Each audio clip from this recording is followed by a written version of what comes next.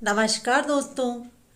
आज अमावस्या के दिन सुनते हैं माता तुलसी की कहानी। बहुत पहले की बात है।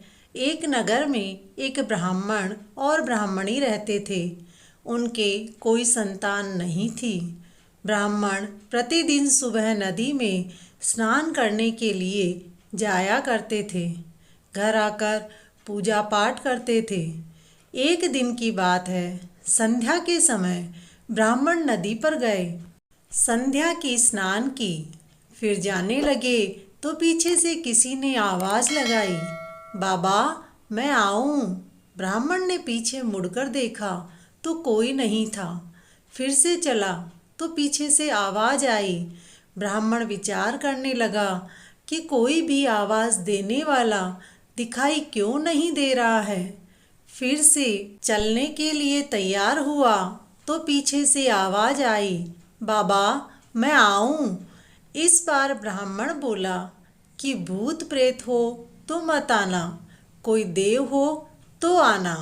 इतने में 5 वर्ष की एक सुंदर कन्या आई और बोली, बाबा मैं आपके घर जाना चाहती हूँ। ब्राह्मण ने उसकी अंगुली पकड़ी और उसको अपने घर लेकर आ गए। घर आने पर ब्राह्मणी बोली, यह छोटी सी कन्या किसकी है? कन्या बोली, माँ मैं आपकी बेटी हूँ। उसने ब्राह्मण से पूछा, क्या बात है? ब्राह्मण ने कहा, हाँ यह हमारी बेटी है।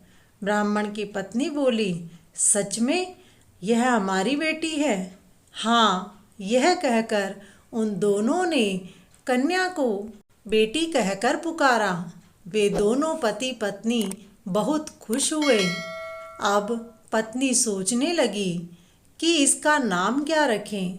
ब्राह्मण बोला, इसका नाम हम तुलसी रख देते हैं। यह हमारे आंगन की तुलसी है। अब तुलसी खेलने कूदने लगी। माता पिता तुलसी को बहुत प्यार करते थे। अब तुलसी बड़ी हुई तो वह शादी के योग्य हुई। माता पिता चिंता करने लगे तो तुलसी बोली, मेरी चिंता मत करना, मुझे तो स्वयं भगवान श्री कृष्ण लेने आएंगे। आप सब तो तैयारियां करो।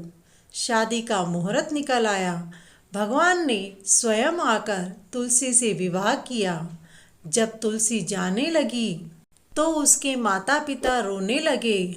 बोले, बेटी हम तुम्हें कहाँ लेने आएंगे?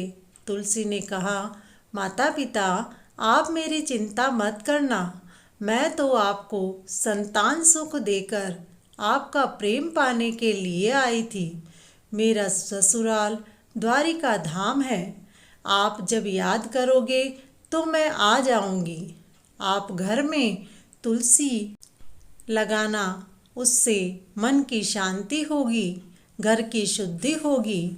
आंगन की तुलसी को आप हमेशा रखना, उनकी पूजा अर्चना करना, फिर आपको मेरी कमी कभी नहीं होगी।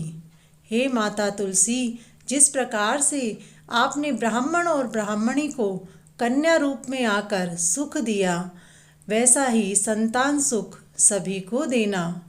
बोलो तुलसी माता की जय।